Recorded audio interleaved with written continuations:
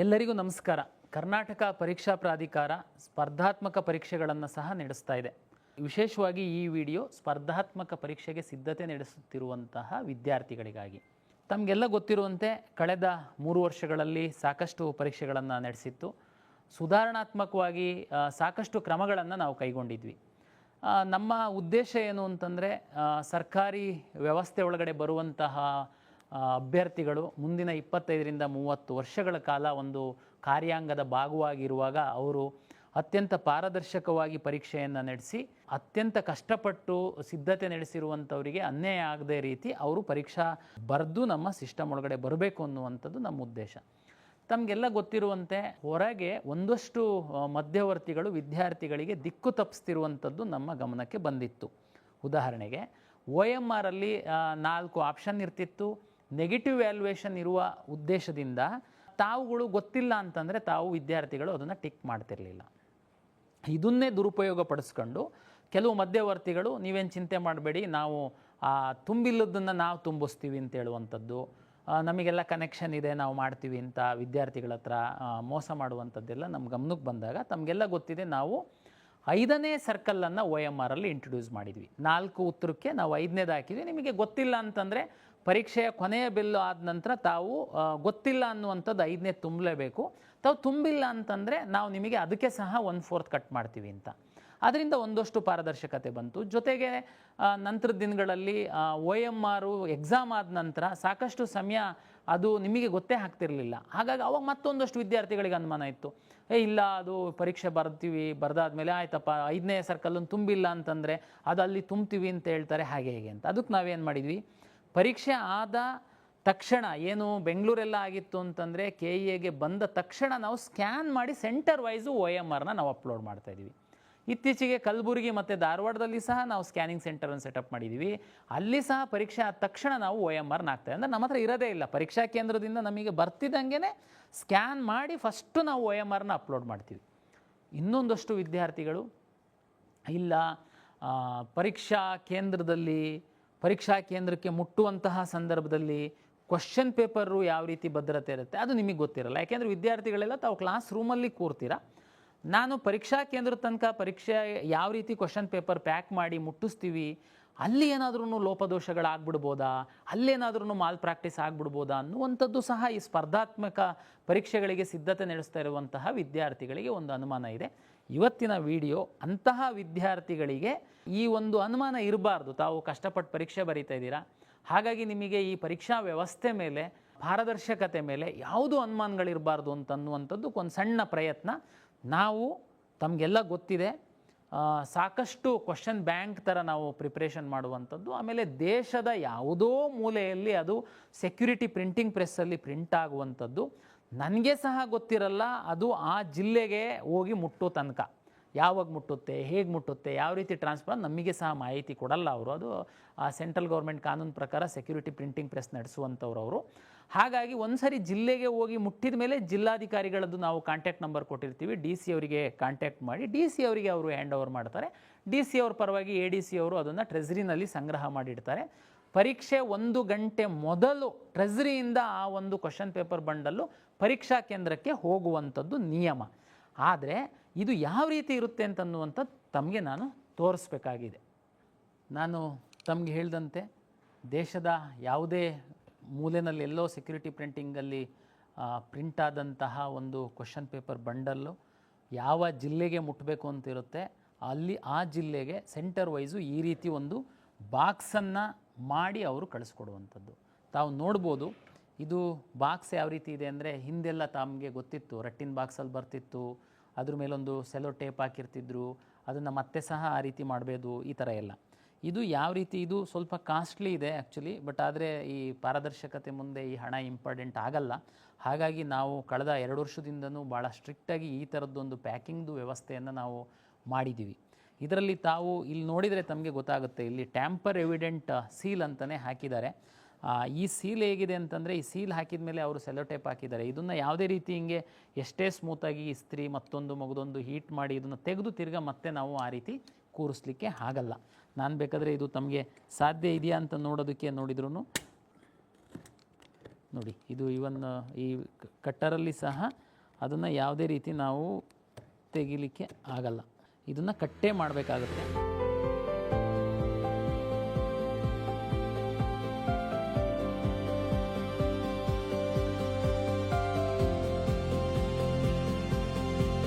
ನೋಡಿ, ಕಟ್ ಮಾಡಿದರೆ ಈ ಥರ ಅದು ಕೈಗೆ ಬಂದುಬಿಡುತ್ತೆ. ಮತ್ತೆ ಅಂದರೆ ಎಷ್ಟೇ ನೀವು ಯಾವುದೇ ಒಂದು ಟೆಕ್ನಾಲಜಿ ಅಥವಾ ಏನೇ ಯೂಸ್ ಮಾಡಿ ಸಹ ನೀವು ಅದನ್ನು ಮಾಡೋದಕ್ಕಾಗಲ್ಲ. ದಿಸ್ ಈಸ್ ಟ್ಯಾಂಪರ್ ಎವಿಡೆಂಟು, ತಾವು ನೋಡ್ಬೋದು. ಈ ರೀತಿ ಹಾಕಿಬಿಡುತ್ತೆ. ಅಂದರೆ ಯಾರೋ ಸ್ಮೂತಾಗಿ ತೆಗೆದ್ಬಿಟ್ಟು ಮತ್ತೊಳಗೆ ಏನಿದೆ ನೋಡಿ ಇದನ್ನು ಹಾಕ್ತಾರೆ, ಆಗಲ್ಲ. ಅಂದರೆ ಇದು ಡ್ಯಾಮೇಜ್ ಆದರೆ ಡ್ಯಾಮೇಜು, ಇದು ಸೆಕ್ಯುರಿಟಿಯಲ್ಲಿ ಆಗುವಂಥದ್ದು, ಈ ಥರದ್ದು ಮತ್ತೆ ಮತ್ತೆ ನಮಗೆ ಸಿಗಲ್ಲ. ಒಂದು ಇದಾದಮೇಲೆ ತಮಗೆ ಗೊತ್ತಿದೆ, ಇದಂತೂ ಎಲ್ಲ ಕಡೆನೂ ಟ್ಯಾಗನ್ನು ಯೂಸ್ ಮಾಡ್ಬೋದು, ಇದೇನು ವಿಶೇಷ ಏನಿರಲ್ಲ. ಈ ಥರ ಟ್ಯಾಗ್ ಆದಮೇಲೆ ಇದು ನಿಮಗೆ ಬಾಕ್ಸು.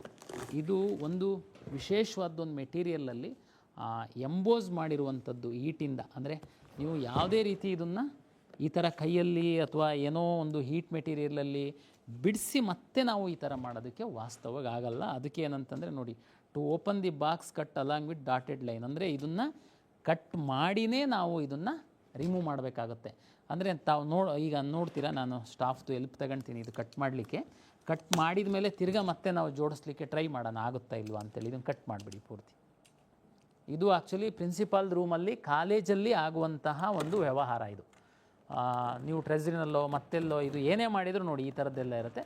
ಪ್ರಿನ್ಸಿಪಾಲಿಗೆ ನಾವೇನು ಹ್ಯಾಂಡ್ ಓವರ್ ಮಾಡ್ತೀವಿ ಬಾಕ್ಸು, ನಮ್ಮ ರೂಟ್ ಆಫೀಸರು ಹೋಗಿರ್ತಾರೆ, ಅವರು ಹೋದಾಗ ಈ ರೀತಿ ನಾವು ಬಾಕ್ಸ್ ಇರುತ್ತೆ ನೋಡಿ, ಈ ಥರ ನಾವು ಕಟ್ ಮಾಡಿನೇ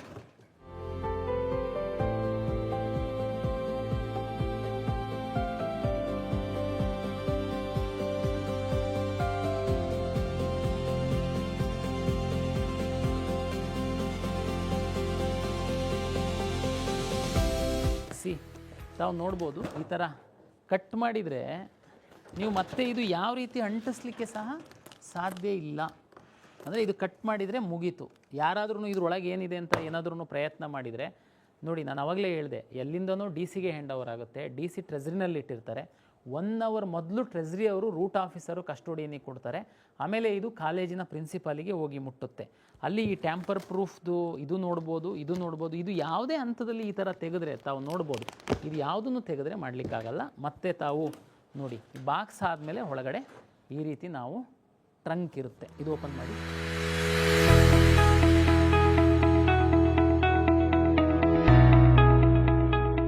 ನೋಡಿ, ಈ ಥರ ಬಾಕ್ಸ್ ತಾವು ನೋಡ್ಬೋದು, ಅದರೊಳಗಡೆ ಟ್ರಂಕ್ ಇರುತ್ತೆ. ಈ ಬಾಕ್ಸನ್ನು ನೀವು ಯಾವ ರೀತಿ ಗಮ್ ಹಾಕಿ ಅದೇ ಥರ ಮಾಡಲಿಕ್ಕೆ ಸಾಧ್ಯ ಇಲ್ಲ. ಅದಾದಮೇಲೆ ನೋಡಿ, ಇವತ್ತು ತಮಗೆಲ್ಲ ಗೊತ್ತಿದೆ, ವಿದ್ಯಾರ್ಥಿಗಳಿಗೆ ಅನುಮಾನ, ಹಾಗಾಗಿ ನಾವು ಈ ಥರ ಒಂದು ಟ್ರಂಕ್ ಒಳಗಡೆ ಹಾಕಿರ್ತೀವಿ ನೋಡಿ. ಇದರಲ್ಲಿ ಇದು ಬ್ಯಾಕ್ ಸೈಡು ಇಲ್ಲಿ ಸಹ ಲಾಕ್ ಹಾಕಿದ್ದಾರೆ. ಯಾಕೆಂತಂದರೆ ತಮಗೆಲ್ಲ ಗೊತ್ತಿದೆ, ಇಲ್ಲಿ ಬ್ಯಾಕ್ ಸೈಡಲ್ಲಿ ಮಾಡ್ಬೋದು, ಸಾಧ್ಯ ಇಲ್ಲ. ಇದು ಎಲ್ಲ 1 ಟೈಮು ಯೂಸ್ ಮಾಡಿ ಲಾಕನ್ನು ಬಿಸಾಡುವಂಥದ್ದು. ಇಲ್ಲಿ ಸಹ ಲಾಕ್ ಹಾಕಿದ್ದಾರೆ, ಇಲ್ಲಿ ಸಹ ಲಾಕ್ ಹಾಕಿದ್ದಾರೆ. ಒಂದು ಮಾತ್ರ ಈ ಥರ ಒಂದು ನಂಬರು, ಅದನ್ನು ಟ್ಯಾಂಪರ್ ಪ್ರೂಫ್ ಕವರಲ್ಲಿ ಈ ಥರ ಹಾಕಿರ್ತಾರೆ. ಹಾಂ ನೋಡಿ, ಇದು ಸಹ ತೆಗೆದ್ರೆ ಮತ್ತೆ ಈ ಥರದ್ದೊಂದು ಟ್ಯಾಂಪರ್ ಪ್ರೂಫ್ ಕವರ್ ಹಾಕ್ಲಿಕ್ಕಾಗಲ್ಲ. ಈ ಥರದ್ರೊಳಗಡೆ ಇದು ಒಂದು ನಂಬರ್ ಲಾಕ್ ಇರುತ್ತೆ. ನಾರ್ಮಲಿ ಇದು ಏನು ಮಾಡ್ತೀವಿ ನಾವು ಅಂತಂದರೆ, ಪರೀಕ್ಷೆ ದಿವಸ ಎಕ್ಸಾಮ್ ಸೂಪರ್ಡೆಂಟ್ ಏನಿರ್ತಾರೆ, ಅಂದರೆ ಆ ಕಾಲೇಜಿನ ಪ್ರಿನ್ಸಿಪಾಲು, ಅವರಿಗೆ ಅವತ್ತು ನಾವು ಬೆಳಗ್ಗೆ ಏನು ಟ್ರೆಜರಿಯಿಂದ ಕಾಲೇಜಿಗೆ ಈ ಬಾಕ್ಸು ಮುಟ್ಟಿದ ಮೇಲೆ ನಾವು ಈ ನಂಬರ್ನ ಅವರಿಗೆ ನಾವು ಇಲ್ಲಿಂದ ವಾಟ್ಸಪ್ ಗ್ರೂಪ್, ಈಗೆಲ್ಲ ಟೆಕ್ನಾಲಜಿ ಇದೆ, ಆ ಮುಖಾಂತರ ನಾವು ಅವರಿಗೆ ಶೇರ್ ಮಾಡ್ತೀವಿ. ಈ ನಂಬರ್ ಸಹ ನಾವು ಮೊದಲು ಕೊಟ್ಟಿರಲ್ಲ, ಇದು ನಮಗೆ ಮಾತ್ರ ಸೆಕ್ಯೂರಿಟಿ ಪ್ರಿಂಟಿಂಗ್ ಪ್ರೆಸ್ ಅವರು ಶೇರ್ ಮಾಡಿರ್ತಾರೆ. ಇದು ಈ ಉದಾಹರಣೆಗೆ ನಾವು ಇಲ್ಲಿ ತಮಗೆ ತೋರಿಸೋದಕ್ಕೋಸ್ಕರ ಇದನ್ನು ಓಪನ್ ಮಾಡಿದರೆ ನೋಡಿ, ನಂಬರ್ ಇದೊಂದು ಮಾತ್ರ ಇರುತ್ತೆ. ಇದು ಓಪನ್ ಮಾಡಿದರೆ ತಾವು ನೋಡ್ಬೋದು, ಇದು ಓಪನ್ ಮಾಡಲಿಕ್ಕೆ ಆಗಲ್ಲ. ಯಾಕೆಂತಂದರೆ ಈ ಕಡೆ ಮತ್ತು ಈ ಕಡೆ ಲಾಕ್ ಇದೆ. ಇದು ಯಾಕೆಂದರೆ 1 ಟೈಮು ಇದನ್ನು ಕಟ್ ಮಾಡಿ ಬಿಸಾಡುವಂಥದ್ದು. ಹಾಗಾಗಿ ಆ್ಯಕ್ಚುಲಿ ನಮ್ಮ ಕಾಲೇಜವರಿಗೆ ಒಂದು 15-20 ನಿಮಿಷ ಇದು ಕಟ್ ಮಾಡಲಿಕ್ಕೇ ಬೇಕಾಗುತ್ತೆ. ನಮ್ಮ ಸ್ಟಾಫ್ ಎಲ್ಲಿ ತಗೊಂತೀವಿ ಕಟ್ ಮಾಡಲಿಕ್ಕೆ ಕಟ್ ಮಾಡಿ ಲಾಕ್ ಕಟ್ ಮಾಡಬೇಕು ನೋಡಿ. ಇದು ಕಟ್ ಮಾಡೋದು ಸಹ ಅವರೇನೆ ಪ್ರಿಂಟಿಂಗ್ ಪ್ರೆಸ್ಸಿಂದನೇ ಕಳಿಸಿರ್ತಾರೆ. ಇದೊಂದು ಆಕ್ಸೆಲ್ ಏನಿದೆ ಇದು ತಗೊಳ್ಳಿ, ಇದನ್ನು ತಗೊಂಡು ಇದು 3 ಲಾಕನ್ನು ಕಟ್ ಮಾಡಿದರೆ ಮಾತ್ರ ನಮಗೆ ಬಾಕ್ಸ್ ಓಪನ್ ಆಗುತ್ತೆ. ಮತ್ತು ಇದರಲ್ಲಿ ತಾವು ನೋಡ್ಬೋದು, ಇದರಲ್ಲಿ ಸಹ ಯುನಿಕ್ ನಂಬರ್ ಇರುತ್ತೆ. ಅಂದರೆ ಇದು ಮತ್ತು ಎಲ್ಲಂದರಲ್ಲಿ ಸಿಗುವಂಥದ್ದಲ್ಲ, ಈ ಲಾಕ್ಗಳಿಗೆ ಸಹ ನಂಬರ್ ಇರುತ್ತೆ.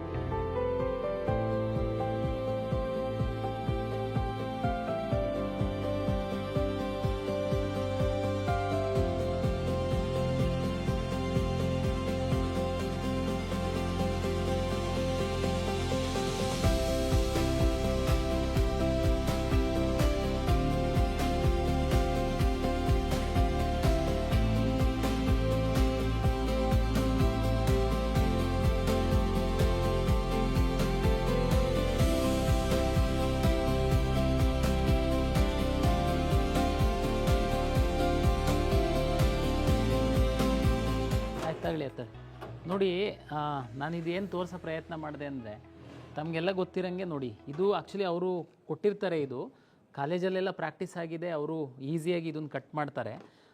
ಇದನ್ನು ಕಟ್ ಮಾಡಿದರೆ ಮತ್ತೆ ಯೂಸ್ ಮಾಡೋದಕ್ಕಾಗಲ್ಲ. ನೀವು ಅದು ದೊಡ್ಡದೇನೆ ತಗೊಂಡು ಬಂದುಬಿಡಿ. ನಾವು ಬಹುತೇಕ ಮುಂದಿನ ದಿನಗಳಲ್ಲಿ ಕಾಲೇಜಿಗೆ ಸಹ ಈ ಥರದ್ದು ಕೊಡಿಸ್ಬೇಕಾಗುತ್ತೆ. ಏನಕ್ಕೆ ಇದು ಟ್ರೈ ಮಾಡಿದ್ರೆ ಇಷ್ಟೇ ಕಷ್ಟಪಟ್ಟು ಈಗ ಆ್ಯಕ್ಚುಲಿ ಮಾಡ್ತಾಯಿದ್ದಾರೆ, ಕಾಲೇಜಲ್ಲಿ ಕಟ್ ಮಾಡ್ತಾಯಿದ್ದಾರೆ. ನಾನಿದು ಆ್ಯಕ್ಚುಲಿ ಈ ಥರದ್ದು ಎಲ್ಲ ಕಡೆ ಕಾಲೇಜಲ್ಲಿ ಏನಿರಲ್ಲ, ಅವನು ಇದು ಮಾತ್ರ ಕೊಟ್ಟಿರ್ತಾನೆ. ಬಟ್ ಇದರಲ್ಲಿ ನಾವು ಯಾಕೆಂದರೆ ಇದು ಅಷ್ಟು ಕಷ್ಟ ಇದೆ, ಇದು ಇದರಲ್ಲಿ ಕಟ್ ಮಾಡಿಬಿಡಿ, ನಾನು ತೋರಿಸೋದಕ್ಕೋಸ್ಕರ ಮಾಡ್ತಿರೋದ್ರಿಂದ.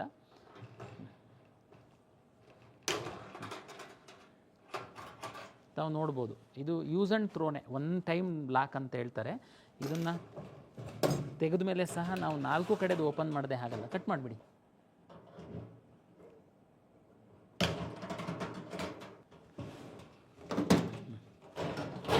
ತೆಗೆಯೋದಕ್ಕೇನಾಗಲ್ಲ. ಇದು ಇನ್ನೂ ಒಂದಿದೆ, ಕಟ್ ಮಾಡಿ.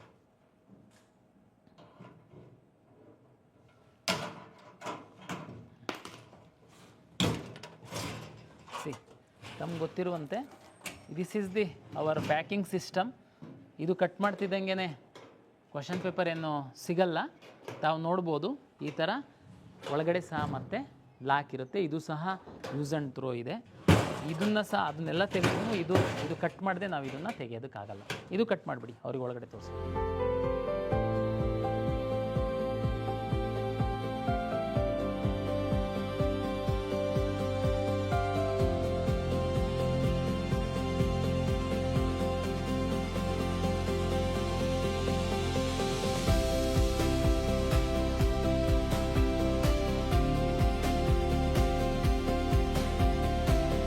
ತೆಗೆದ ನಂತರ ನಮಗೆ ಈ ಬಾಕ್ಸ್ ಒಳಗಡೆ ಆಯಾ ಒಂದು ಸೆಂಟರಲ್ಲಿ ಎಷ್ಟು 500 ಮಕ್ಕಳಿರ್ತಾರೆ, 20 ರೂಮ್ ಇರುತ್ತೆ, 10 ರೂಮ್ ಇರುತ್ತೆ, ಅಷ್ಟು ಪ್ಯಾಕೆಟು ಕ್ವಶನ್ ಪೇಪರು ಮತ್ತು OMR ಈ ಬಾಕ್ಸ್ ಒಳಗಡೆ ಇರುವಂಥದ್ದು.